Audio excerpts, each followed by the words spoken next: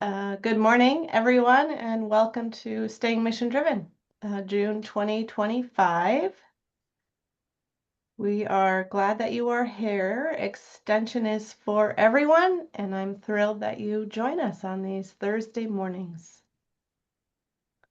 We are a part of WSU College of Agricultural, Human, and Natural Resource Sciences.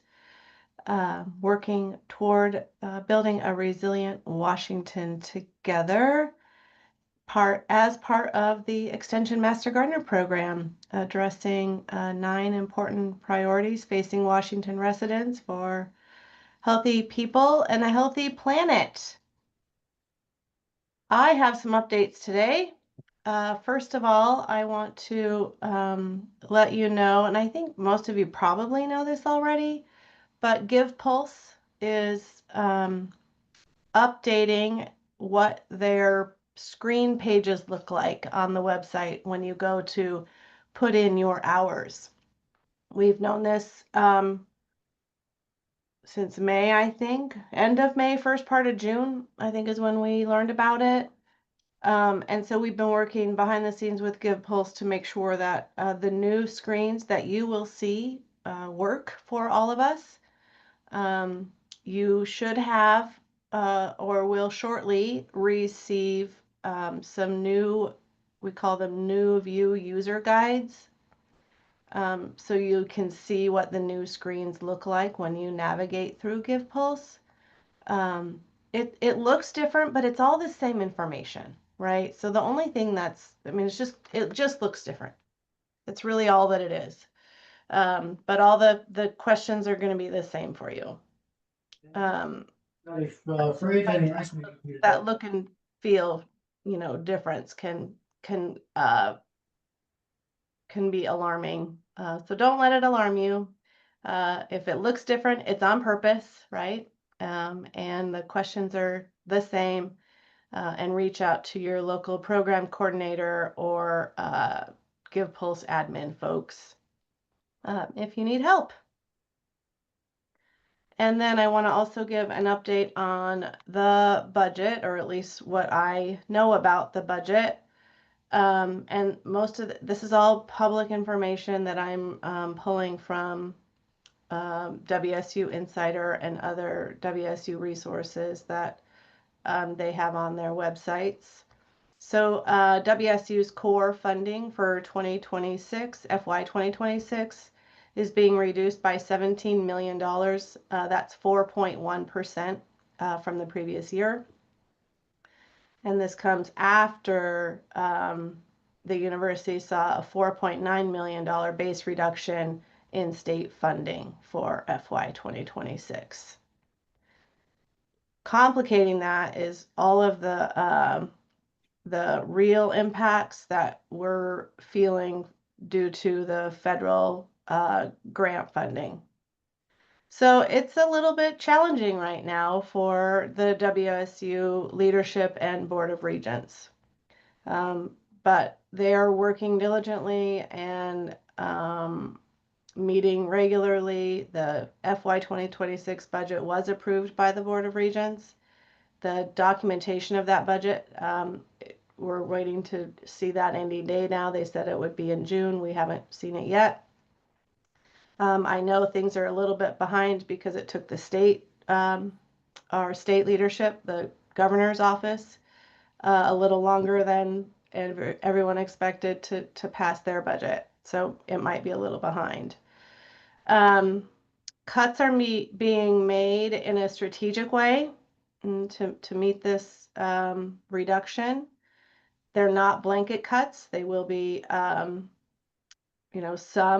some units are not taking, there's 6 units that aren't taking a cut at all, and other units are taking up to a 10% cut. And like I said, I don't know what Connors will take, and Connors is the college that we're in, that extension is in, that the Master Gardener program is in. I think from what I have heard, it'll be around 3%. What that means for us, I don't know yet until the budget documentation is published. Right now, what this means is strategic pauses on spending, on hiring, and on travel. So we have to go through, like if I wanted to travel to one of your counties, I would need to go through a, a process to get permission to do that. So it's been kind of strange, right? Trying to continue our efforts and our mission, all while this is going on. I am on there's a federal grant that I'm partially on and that I pay other people on. It's the Integrated Pest Management Grant, and luckily that is going to be funded again for the second year. But I didn't know that until just recently. And so we were trying to figure out, if that doesn't get funded, what are we going to do to move forward? But gratefully, that is being funded, and we'll be able to move forward with our work in that. So that's like HortSense, PestSense. It's supporting Green School.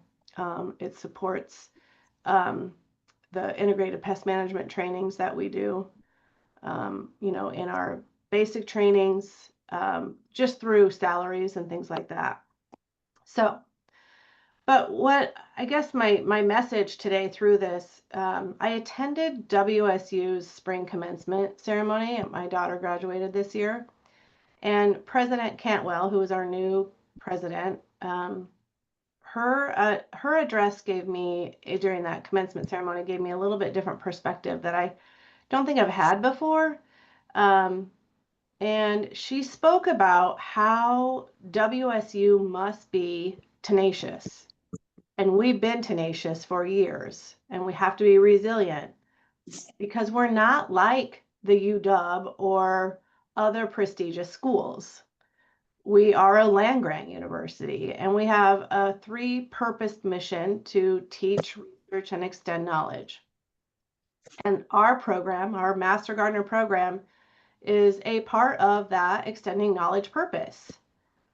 And when, we often find ourselves in the Master Gardener program, especially during times of uncertainty, serving, and WSU does too, not just our program, but WSU across the board, serves the most vulnerable populations among us. And it's programs like ours that, teach people how to grow their own food and provide food through our demonstration gardens and our community garden outreach efforts to people who need it. And those are such important parts of our mission. And when we are in times like this, our program can really shine, and I think it really does. And so I'm so honored and proud to be a part of our program. Volunteering, our program brings joy to those who volunteer, which is great medicine for all of us. Our program brings communities together. It empowers communities with knowledge to make their own decisions that are best for that community, right? We're not trying to tell anybody how to do it. We're giving them knowledge so that they can make the best decisions for themselves. Our program provides purpose for people. It provides a quiet space for reflection. It inspires hope. It really addresses so many things that build healthy people, healthy communities, and a healthy planet. So I just want to say thank you to all of you for your service to this mission. And yeah, at times, it's difficult. But for me, and I suspect for each of you here today, that knowing that our work does good means everything. That's why we keep coming back. That's why we keep doing it. So thank you. I'm honored to be here with you and serving our land grant mission and building healthy communities through gardening.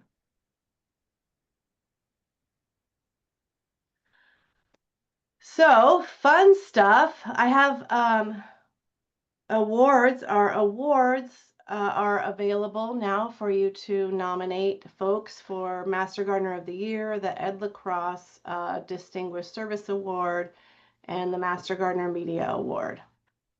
Their nomination forms are available. I'll put a link in the chat unless Debbie's on here and can do that for us. That'd be great. Nominations are due on July 15. So please consider nominating a well-deserved volunteer in your local communities, local programs. And thanks to the Master Gardener Foundation of Washington State for sponsoring these awards. And then I also want to ask you to join me in congratulating the Island County Master Gardener Program, who won the David Gibby Search for Excellence Award in the Education of Outreach, or in the category of Outreach and Education. They won first place for their would-be gardening workshop. So round of applause for Island County. I don't know if we have Island County volunteers on, but congrats to all of you. Yes. And if you want to be a part of the recognition, attend the International Master Gardener Conference. It's virtual and hosted by Texas AgriLife.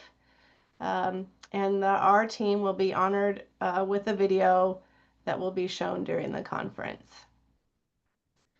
I just, similar, I mean, I'm so proud of our program as a whole. And then when we are recognized like this, it's a doubly proud moment and a testament to the excellence of our Master Gardener volunteers. The Would-Be Gardening Workshop truly showcases the impact of science-based community education.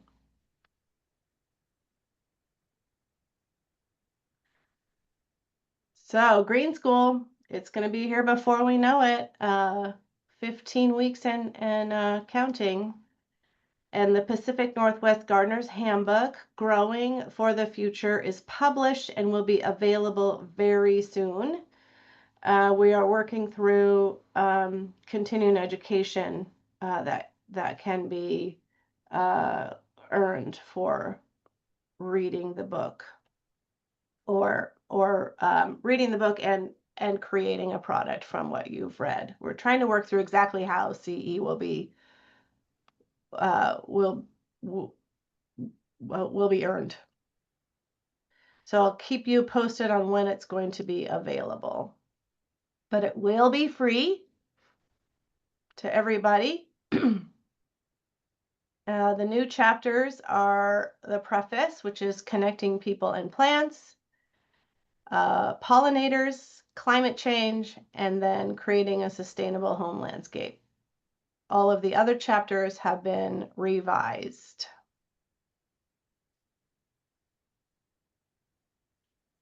Registration is nearly ready. It's going to look different than it has in years past.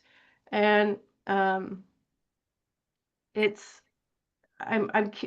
if you are willing and you know you're going to register for Green School to earn the continuing education, I'm looking for a few volunteers who are willing to test the registration portal before it goes live on August 15th. So if you're willing to be a tester, please let me know. You can just put your information in the chat, or you can send me an email. But there's a few steps to registration where we'll provide some instruction for you to use. But as a tester, we'd like your feedback on that instruction. How did those instructions work for you before everything goes live?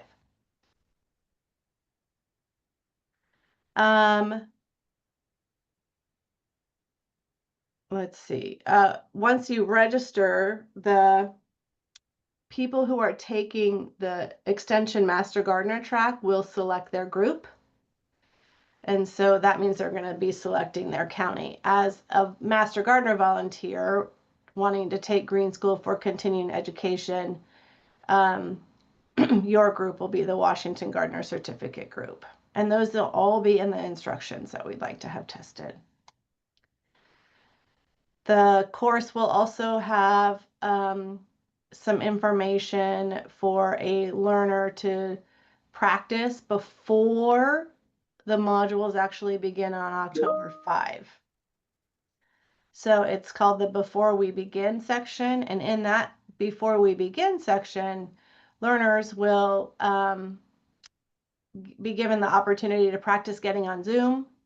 They'll be able to download the textbook. They'll read a Moodle quick user guide. Moodle is the learning management system, so that's the user interface guide to use Moodle. They'll be able to work through a practice lesson, take a practice quiz. So that's all before October 5, and that gives learners an opportunity to just practice a little bit using Moodle before they actually get into the course itself. And the underneath the two red boxes here where it says hidden for students, those will open up on October 5th. But what you see here is orientation for the Washington Gardener Certificate track and for the Extension Master Gardener Volunteer track. I will be doing the Extension Master Gardener Volunteer track orientation, so it's going to be a recorded slide deck of our orientation. And then during the Q&A, the Wednesday evening and Thursday morning live reviews and Q&A, I'll be there to talk with learners about the Extension Master Gardener program. So, but that orientation will include Master Gardener program mission, vision, and our program priorities. It will include WSU's history, WSU Extension, you know, the College of Agricultural, Human, and Natural Resource Sciences, a little bit about the land grant mission.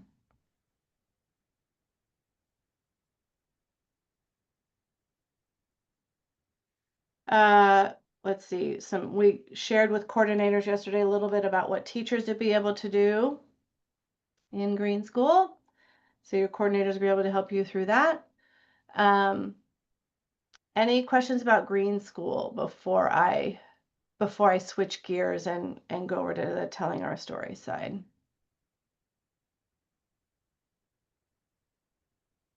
This is from Benton Franklin. And I'm confused between what's the difference between the July 1st opening date and the August 15th? July 1st is when people can apply to become an Extension Master Gardener volunteer, right? Okay. Some counties are doing that sooner, but that's the date that the state has been advertising as July 1st, but we've also said in our advertisements that some counties are opening their applications sooner. Thank you. The August 15th date is when registration for Green School opens. Tana, this is Deborah. Just to clarify, the new P&W Gardener's Handbook, how different is that from the course book that we've been using for MG training, or is it the same? So it's all the same chapters as the previous book, but there's 4 new ones: the preface, connecting people and plants, pollinators, climate change, and creating a sustainable home landscape. All of the other chapters have also been revised. Right. Okay. And the fact it's being provided free, is it a digital version this year? Yes, right now it is a PDF. And I'll provide a link to getting that. We have some state and federal laws that we have to meet for accessibility. And the PDF is not accessible, meaning a screen reader won't be able to read it well enough. And so what's happening right now is our teams are making the PDF into it's not open source, but it's basically a URL. They'll basically become web pages. The entire manual will become a website. And so once it's a website, that will be accessible. That has to be done by April 2026. So they're working on that right now. But in the meantime, we have this PDF. It's on our WSU Pubs website, but it's archived. It's kind of hard to find right now. And until I get the CE defined, which I'm hoping to do by Wednesday of next week, and I'll get the link out along with the guidelines for continuing education. We've had trainees in the past who've wanted a hard copy, and the old handbook was always available from pubs for a fairly significant price, but they could order it and get it. Will that option be made available at some point? No, people have to print it themselves. Okay, it's fine. Just need to know. Yep. Thank you. Yep. Just too darn expensive. Yep. I agree. Too much Yep. paper. Uh-huh. Thank you.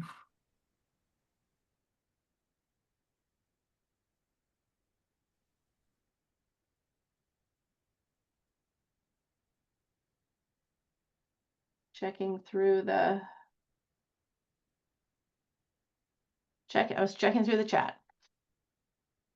All right, I see a number of people said they'd be willing to test for me. I appreciate that. All right, the Telling Our Story team, Debbie and I and the rest of the team, that really all the coordinators and all of you, provided us with the information that we use to prepare the annual report for 2024. It's been available since the end of April. Debbie, could I get you to put the links to those in the chat again, please? So we have a printable version that highlights, the higher level impacts, and then we have websites that really get into the details of the impact that we have on our communities through our program priorities. I encourage you to get in there and take a look at these. Use them when you are talking with constituents in your local counties. Brag about the work that we do. Make sure everybody knows about the differences we make. And I'm thrilled to say that, I guess, I don't know if you remember or not, but during this meeting in January, and then, program coordinator meetings leading up to, I really asked all of you to plan your 2025 outreach using the program priority toolkits and using the surveys. And so here it is, end of June. We have 14 counties participating in our evaluation efforts this year. So far, we have 212 responses, and all 9 program priorities are represented. So I'm thrilled. This is beyond anything from last year. I think we had 5 counties participate last year. And we had less than 100 responses. So we're doing really, really well, and I appreciate and this is mostly you as volunteers. When you give presentations, you're giving those surveys out to the learners in your presentation. So thank you so much for doing that. We'll be sharing the results out with coordinators as we can. And I also want to talk to you real quick, show you some tools that we have available. So Clark County, Erica Johnson, the Master Gardener Program Coordinator there in Clark County, she and her team created some program priority impact videos. These are all available on YouTube. You can get them yourself and use them with your constituents to tell the story about the differences that we make. You can post them on Facebook and other socials, but share them with your communication teams. Use these videos to tell our story. I have an example here for Nearby Nature. And I have shared my screen sound. If I could get a thumbs up when I hit the play button to make sure that I know you're hearing what I'm about to play here. I'm going to hit play right now. The WSU Extension Master Gardener Program empowers and sustains diverse communities with relevant, unbiased, research-based horticulture and environmental stewardship education to address 9 important concerns facing Washington residents. I think children absolutely benefit from spending time in nature. You know, the more that we're inside in these enclosed, sterile environments, the less our senses are used.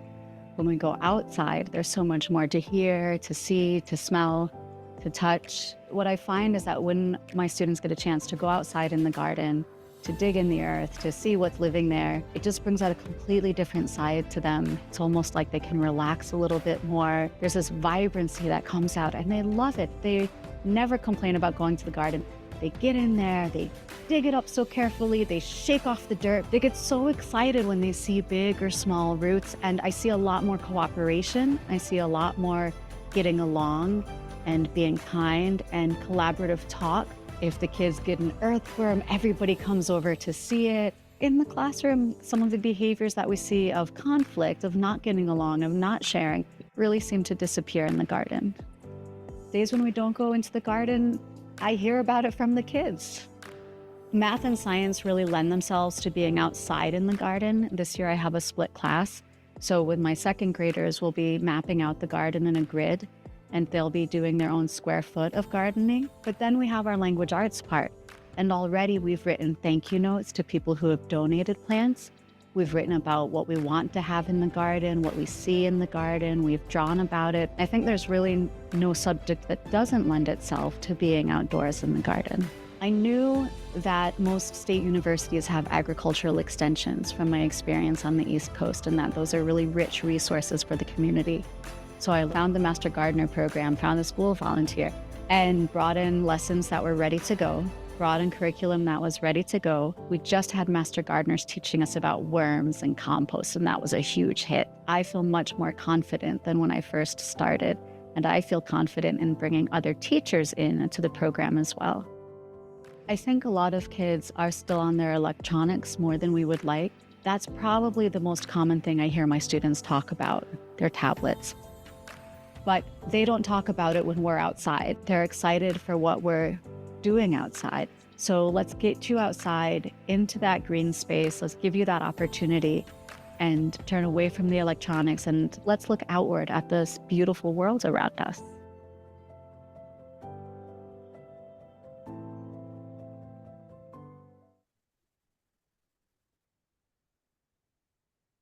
Wasn't that cool?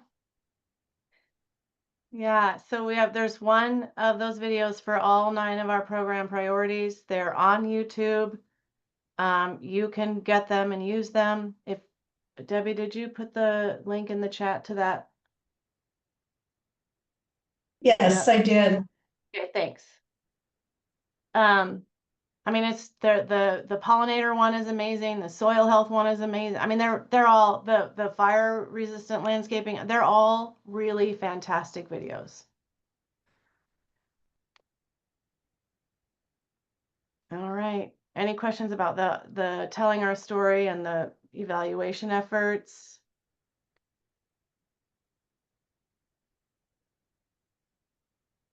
All right.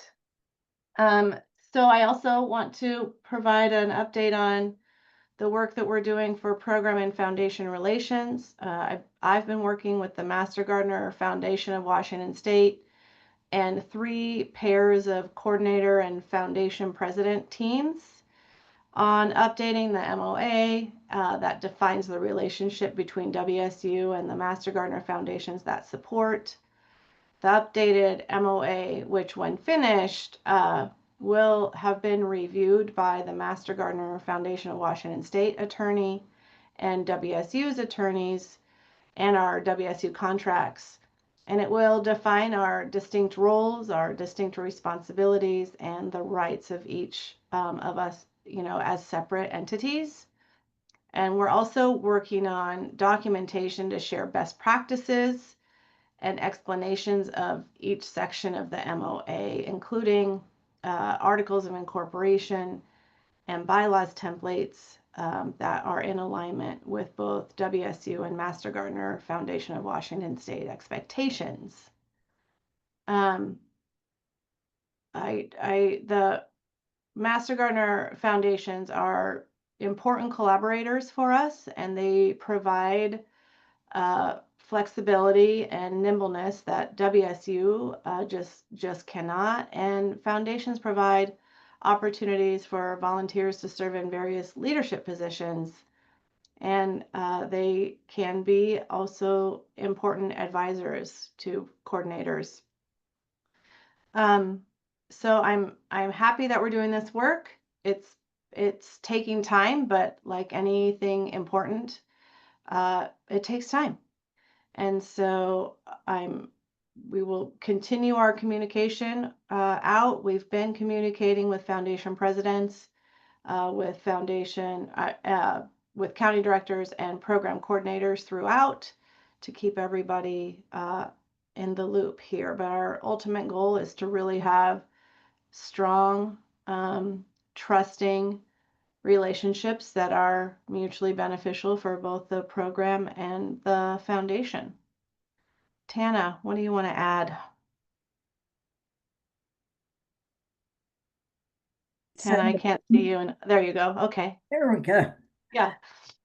One of the things that was important to us was that we approached this process not as some kind of hardline negotiation, but as true partners, listening carefully.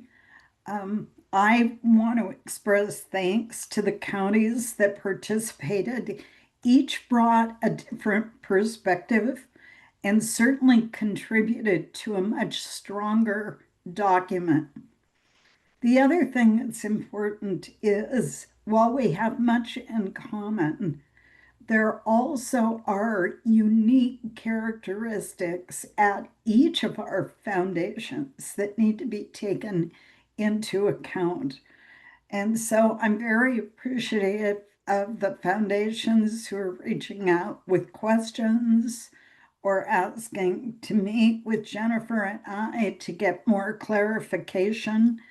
We want this to be a supported process while also providing clear guidelines by which our foundations and our state program can be stronger. So I thank everyone for their patience.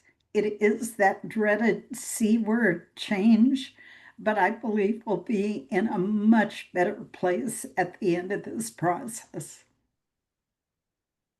Thank you, Tana. Just reiterating that the careful listening and understanding has been so important through this process. And I said that we've been communicating with foundation presidents and county coordinators, county directors, and we've been receiving questions. And those questions, we are listening carefully and having conversations, and those conversations and those questions are guiding us in our effort to create these best practices and the explainer and language in the MOA. So it's truly been a team effort. So thank you all. Questions about that?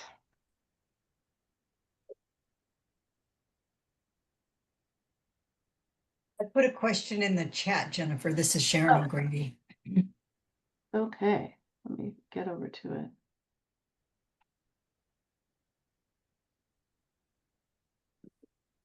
So existing ones coming up for renewal, there will be some additional requirements, yes. But until we have the MOA completely through the state foundations attorneys and the WSU attorneys and contracts office, we won't exactly know what those things are. And I don't think you're King County, right? Yes, that's right. And the MOA that is in place is due for revision on the end, at the end of August. So it's, I'm gonna assume you won't be done by the end of August. Yeah, probably not, but we opened the King County MOA last year and revised it. I was Maybe, talking with Sarah about this. maybe this is something a little bit farther down the line. This has to do with the individual garden Got it. MOA. Yep. The Yeah. gardens are different. Yep. Okay. Terrific. Thanks, Sharon. Okay, thank you. Okay. Yep.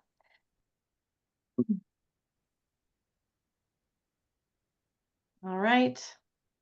And now I am going to turn it over. So Kathy Lamoureux cannot be here today. She's participating in Spokane County Master Gardener Foundation retreat, and she asked Jackie to give the AEC update. Jackie.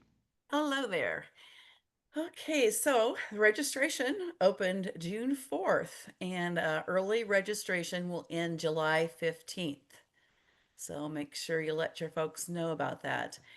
As of June 23rd, we had 119 people already registered for the early registration, with 50 people planning on attending one of the shared learning experiences, or SLEs.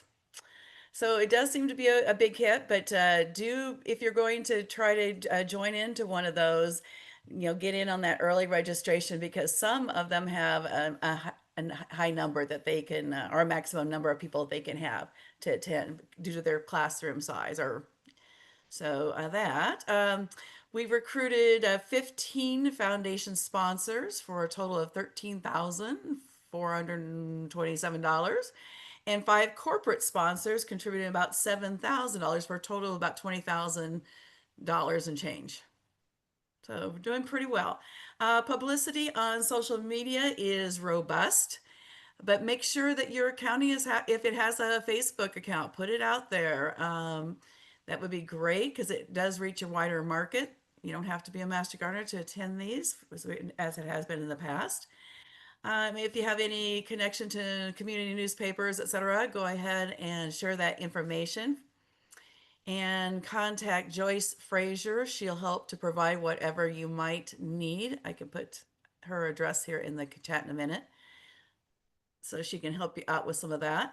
And we're going to have moderators like we did last year, but we won't be recruiting those until about the early September. So don't fret if you haven't heard anything on that one.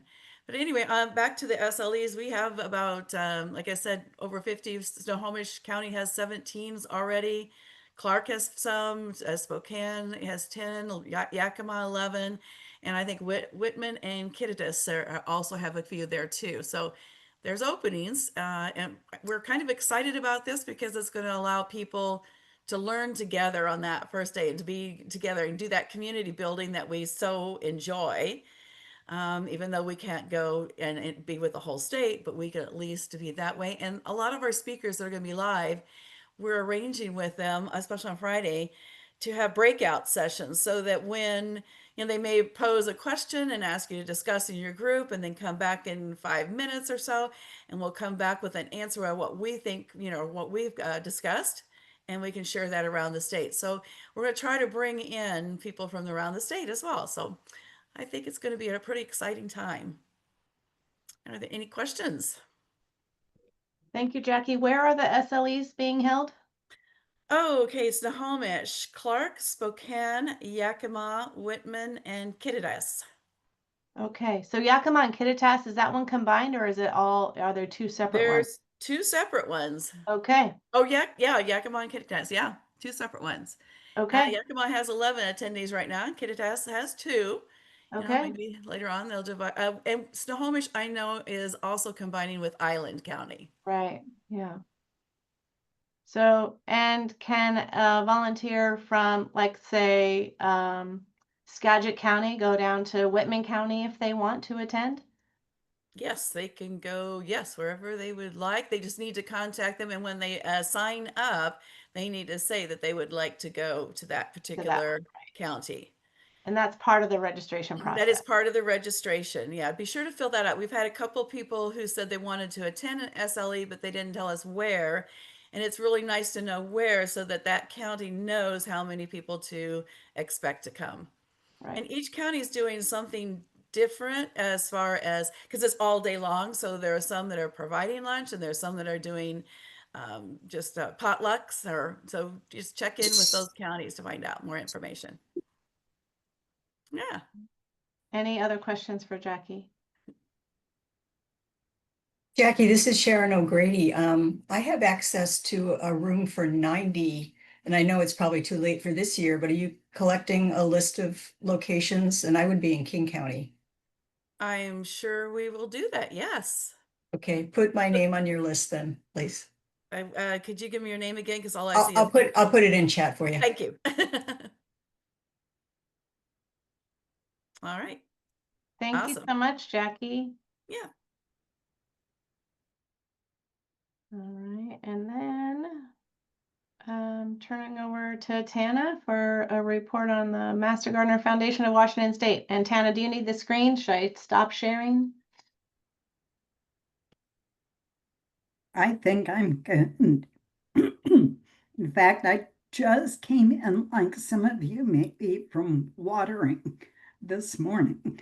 So, and I also know it's late in our meeting, so I don't want to stop you from garden tasks. The first thing that I wanted to mention this morning, we've not had it on our list for a while. I'm suggesting that you do a check-in with your coordinator. You know, this is a tremendously busy time of year, and they're experiencing a great deal of change, juggling green school, all of the responsibilities that go with that. Interns coming in earlier this year, working on so many summer projects to move the programs forward.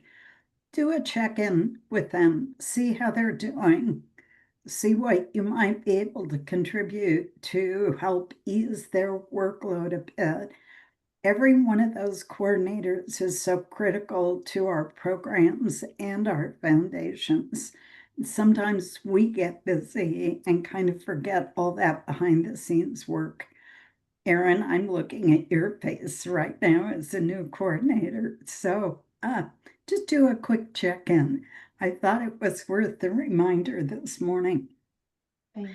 I want to especially thank our foundations who are supporting the AEC.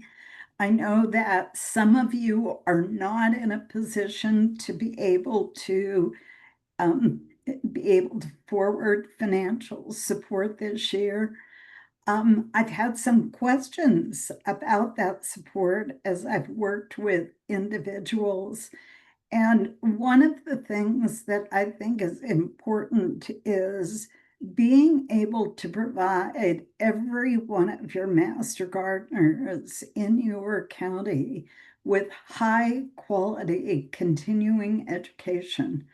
And if you think about your contribution in terms of how much are we paying per individual to be able to have access not only to the conference itself and everything that comes with the conference, but to those tapes of the conference that you will be able to access for a good period of time after the conference is over.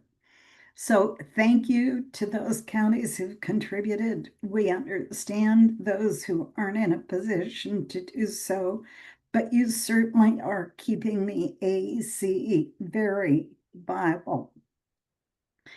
At our executive committee next week and also at our board meeting in July, Mike Peranto will be sharing information from his team about the UFW project.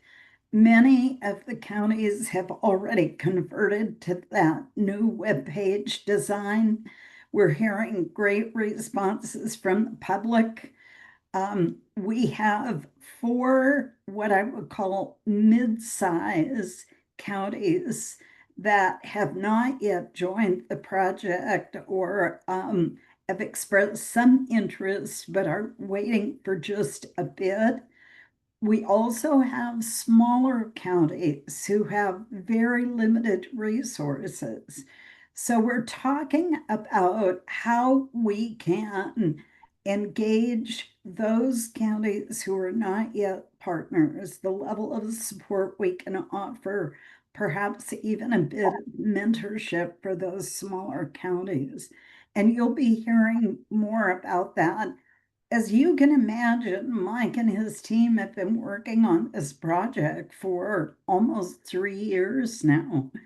And so at some point, that development opportunity, we need to let them get back to their regular work. And we want some feedback from you about what that future process should look like. So if you're interested, please either reach out to Mike or also be sure and attend, have your representatives bring information back from the board meeting. Jennifer mentioned the MOA work that's going on your behalf. The State Foundation Engaged Services of Legal Counsel. We're working with the North by Northwest firm out of Tacoma. Brooke and her staff, their practice focuses on nonprofit law. They're currently looking at our document and suggestions that they make to strengthen it. We'll share with WSU in light of doing due diligence on behalf of all of our foundations. So again, watch for an update on that. And then lastly, I want to talk to you about the Whirlpool maintenance man. Wow, that got some heads turning. You know, there was that famous ad about Lonely and the Whirlpool man not being called upon a lot unless there's some kind of dire consequence that they need to come out and provide service. Well, you know, to some extent, that's a bit like your state foundation. We provide viable service for counties, and we often hear from you when you run into challenges and need expertise, whether it be on finances, looking at bylaws. Yesterday's email came with a question about insurance coverage for foundations. We are here to serve you, but we can't do a good job without people. We've talked before, asked for people to step forward to think about doing state level work. And we're asking again. Our nomination committee is working hard to, we've identified positions to be filled. We'll be recruiting among foundations across the state. But please think about the skills and talents and experience that you or some of your colleagues may bring. And we really would appreciate you bringing names forward to us so that we can continue to be a strong and viable entity for you and for the state program. So again, talk to your representatives, ask them to come forward with those names. And we also want to stress the fact that we've got great transition facilitation in place for you. People who are leaving positions willingly step forward and mentor for periods of time. Patricia Bosch, I'm looking at your smile, for instance. So honestly, we need your help. We know it's difficult for local foundations to recruit. It's even perhaps more difficult at the state level. So please consider stepping forward and assisting us with this important effort. And with that, Jennifer, I will turn it back over to you. Great. Thanks, Tana. Any questions for Tana? Comments?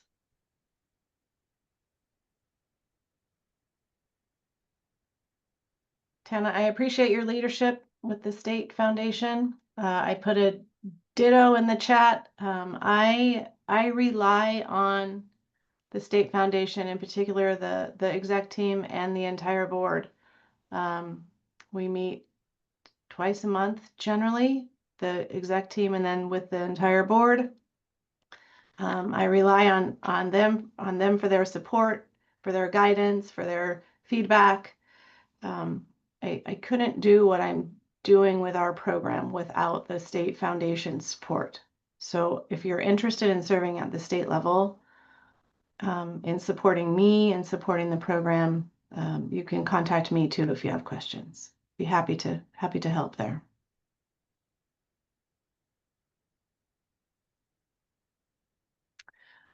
All right. Any good of the group discussion? Erin. Yes, I have a recruitment for podcast guests. I am looking for 2 master gardeners, one to talk about the soil health program priority and kind of the basics of soil health and building healthy soil. And then another one to talk about clean water and kind of the basics of IPM. So if anybody's interested in that, it's like a 45-minute online meeting. We just chat and I'll ask questions. It's a, similar to a Zoom meeting, but a different platform. So if you have any questions, you can email me. Jennifer's been a guest 3 times, I think now. So she knows the process and everything too. So Yep. it's easier than public speaking. So, because it's just one-on-one. Mm-hmm. So, and I will put my email in the chat. So just an example of how easy it is. So many of us are working on green school presentations and they have to be recorded PowerPoints. I'm just talking to my camera. I can't see anybody. There's nobody in the audience. And it's weird. It feels like I'm boring and I don't want to be boring, right? So I had to practice and I finally submitted it and Bryce like, okay, this is good. This is good. I can take it from here. I'm like, okay, good.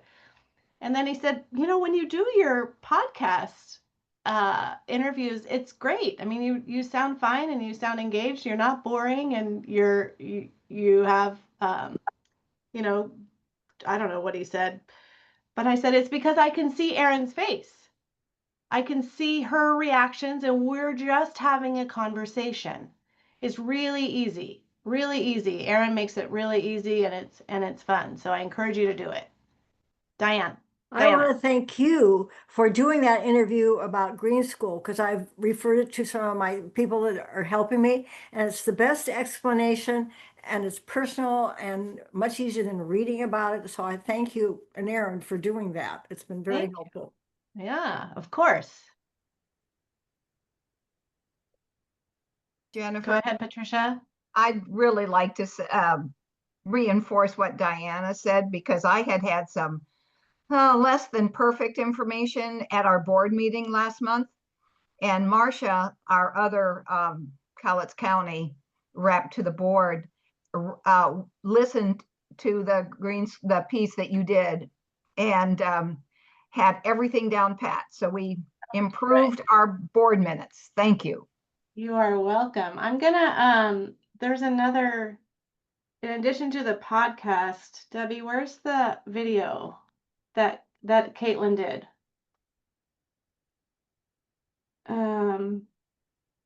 It is on the Green School webpage, and I'll put a link in there for it.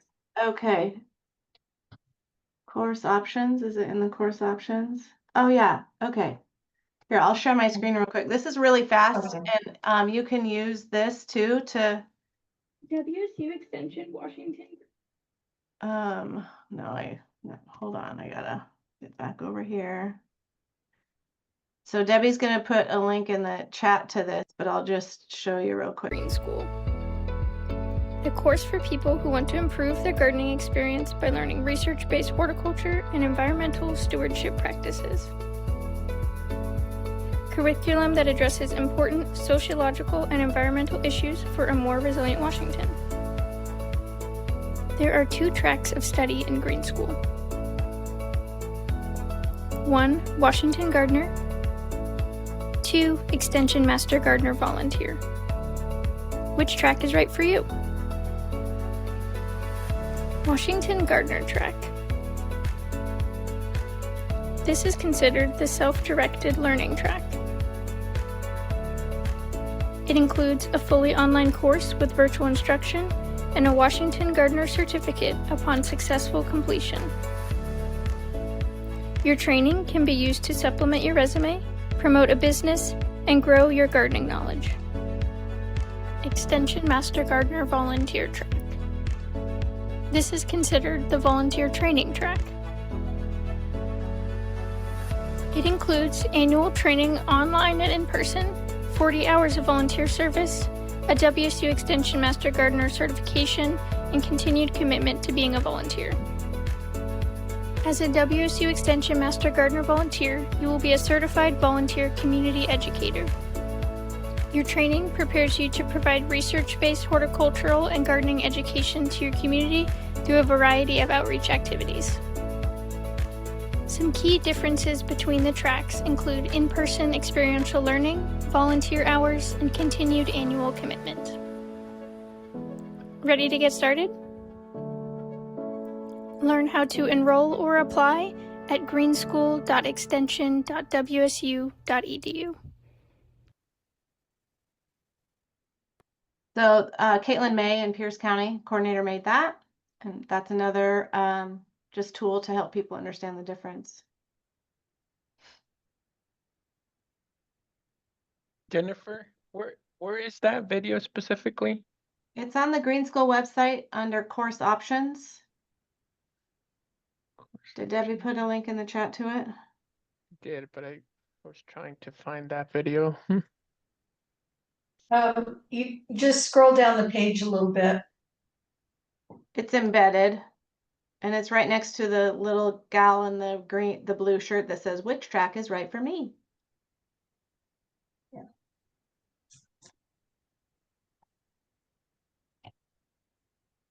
Right here. So I'm on the Washington Green School options, course options. And then if you scroll down, are you seeing my screen? Which Yes. screen are you looking at? That, but I didn't know that there was a second button that you had to pick on that course options. So Okay. I found it now. Okay, good. Yeah. Thank you. I also put a link in the chat for resources for promoting the program or for promoting the school. Thanks. So, yeah, the social media campaign to get the word out about Green School has been fantastic. Thanks to Joyce. It is a true team effort. There are so many people involved in getting this up and running, and AEC. I mean, it's and the work that we're doing on the MOA and the work that we're doing with Give Pulse, the UFW project, the M365 project. I mean, I should sit down and, similar to what Skagit County has done, list all of the volunteers involved in what and how much time it takes. It's a lot. I mean, it's what I love about our program, though, is the talent and the people, and we can accomplish a lot because of it. It sounds like we need to make sure that we're doing a check-in with our state coordinator every so often. Make Tamara, sure you she's do. doing okay. Yep. All right. Thanks, everybody. Our next meeting, I think must be July 24. Yep, July 24th. I'll get an agenda out to you a week or so in advance. Thank you. Thank you. Bye-bye.